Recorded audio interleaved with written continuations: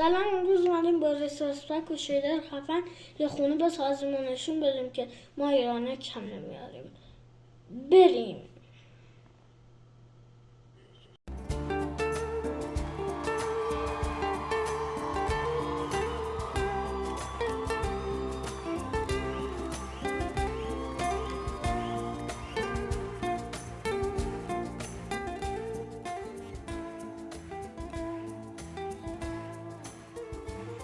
خودت میخوای بری خاطرشی، اما دلت میسوزه، تظاهر میکنی عاشقمی. این بازی هر روز نترس، آدم دم رفتن همش دلشوره میگیره. 2 روز بگذره این دلشوره ها، بهت قول میدم سخت نیست.